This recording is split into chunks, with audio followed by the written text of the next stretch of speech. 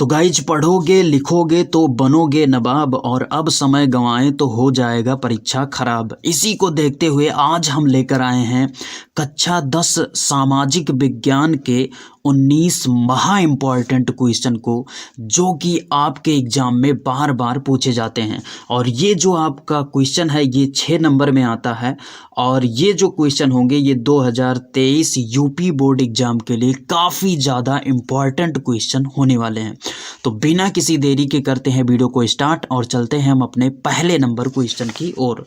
दोस्तों हमारा जो पहला मोस्ट इम्पॉर्टेंट क्वेश्चन है वो है असहयोग आंदोलन किसने चलाया था, इसके प्रमुख 3 कारणों का उल्लेख करो। दोस्तों ये जो क्वेश्चन है ये पिछले कई वर्षों में आया हुआ क्वेश्चन है, तो बिल्कुल से आप इसको तैयार करेंगे, बिल्कुल से इग्नोर नहीं करेंगे।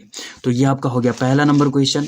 उसके बाद में हम चलते हैं दूसरे नंबर क्वेश्चन पर। दोस्तों दूसरा नंबर क्वेश्चन है सविनय अवज्ञा आंदोलन कब चलाया गया था, इसके प्रमुख 3 कारणों का उल्लेख कीजिए।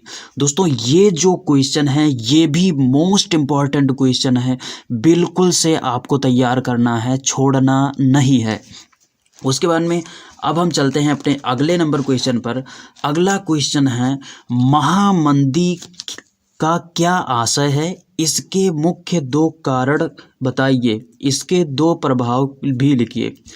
दोस्तों ये जो क्वेश्चन है ये आपका मोस्ट इम्पॉर्टेंट क्वेश्चन है, कई बार पूछा गया क्वेश्चन है, तो बिल्कुल से आपको इसको तैयार करना होगा।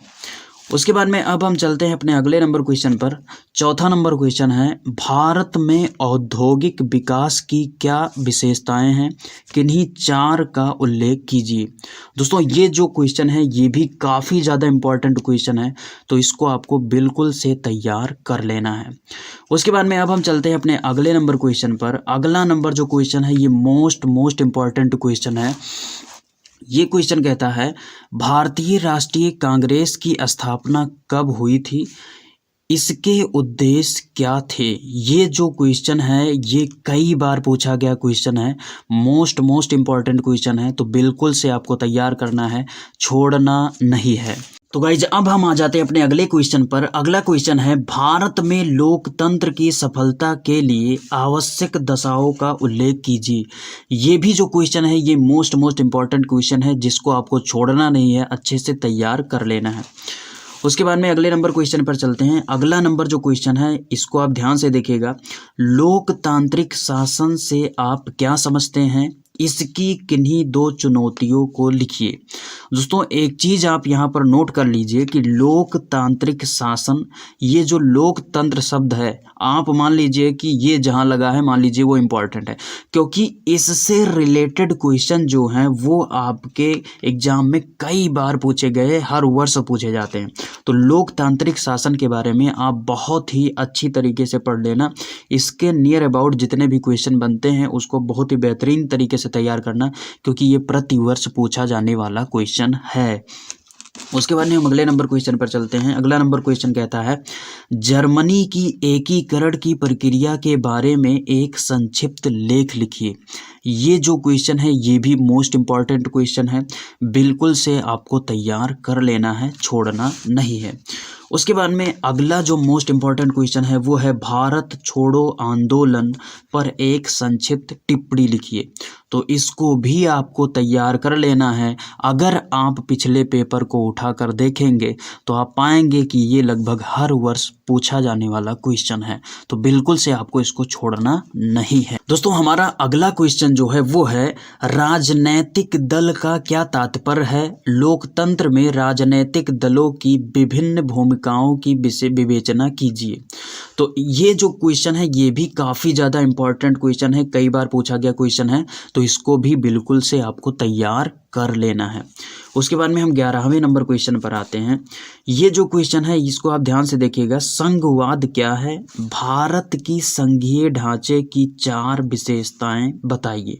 तो बिल्कुल से आपको इसको तैयार करना है, छोड़ना नहीं है, पढ़ लेना है, अदरवाइज अगर आया एग्जाम में तो आपका दिक्कत हो जाएगा। ये ठोस नंबर में आता है, 6 नंबर में आता है। उसके बाद में अब हम अगले क्वेश्चन पर चलते हैं। अगला क्वेश्चन कहता है वैश्वीकरण किसे कहते हैं? वैश्वीकरण को संभव बनाने वाले कारक बताइए। भारत में वैश्वीकरण पर प्रकाश डालिए। अब एक चीज़ यहाँ पर नोट कर लीजिए कि ये जो क्वेश्चन है ये मोस्ट इम्पॉर्टेंट क्वेश्चन है, क्योंकि ये आपका लगभग हर वर्ष पूछा जाने वाला क्वेश्चन है। तो बिल्कुल से आपको इग्नोर नहीं करना है, तैयार कर लेना है। उसके बाद में अगला क्वेश्चन है भारत में कृषि की महत्व पर संक्षिप्त टिप्पणी लिखिए। किसी भी अर्थव्यवस्था में कृषि का क्या महत्व होता है, लिखिए। तो इस चीज़ को भी आपको बहुत ही बेहतर ढंग से तैयार कर लेना है, क्योंकि ये भी आपका क्वेश्चन बार बार पूछा गया है। उसके बाद में अगला क्वेश्चन हमारा जो है वो है भारतीय मिट्टियों का वर्गीकरण विस्तार से कीजिए।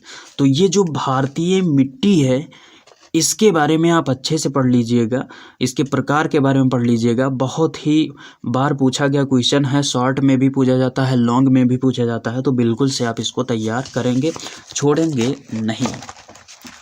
उसके बाद में अब हम अगले नंबर क्वेश्चन पर चलते हैं। अगले नंबर क्वेश्चन है संगठित तथा असंगठित क्षेत्रों में अंतर लिखिए। तो इसको आपको तैयार कर लेना है, छोड़ना नहीं है। उसके बाद में अगला नंबर क्वेश्चन है भारतीय रिजर्व बैंक के कार्यों का वर्णन कीजिए। तो एक चीज़ यहाँ पर ध्यान में रखना कि अगर आप इसको पढ़ेंगे नहीं तो लिख नहीं पाएंगे। तो बहुत ही बेहतर ढंग से इसको तैयार कर लेना, बहुत ही आसान है, थोड़ा सा मेहनत करना होगा और आपका अच्छा नंबर तैयार हो जाएगा।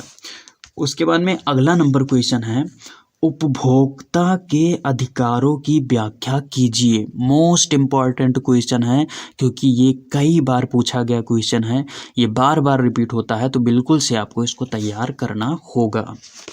उसके बाद में हमारा अगला नंबर क्वेश्चन है कि विदेश व्यापार विभिन्न देशों के बाजारों के एकीकरण में किस प्रकार सहायता करता है, संक्षेप में लिखिए। तो इसको आपको बहुत ही बेहतर ढंग से लिखना है, क्योंकि विदेश व्यापार जो है ये आपके लिए काफ़ी ज़्यादा इम्पॉर्टेंट क्वेश्चन है। उसके बाद में हम अगले नंबर क्वेश्चन पर चलते हैं। अगला नंबर जो क्वेश्चन है वो है कि ऊर्जा के पारंपरिक तथा गैर पारंपरिक स्रोतों से आप क्या समझते हैं। तो ये जो क्वेश्चन है ये भी मोस्ट इम्पॉर्टेंट क्वेश्चन है।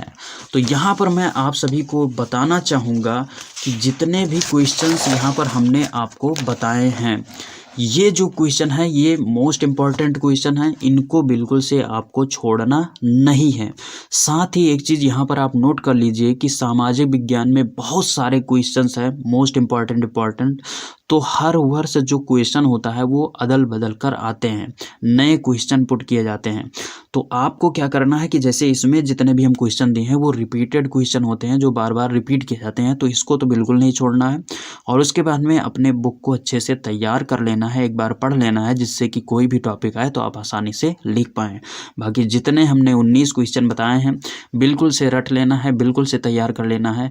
आई होप कि ये वीडियो आप सबको अच्छी लगी होगी। अगर वीडियो अच्छी लगी तो वीडियो को लाइक कीजिए। मिलेंगे किसी नई वीडियो में, तब तक के लिए जय हिंद।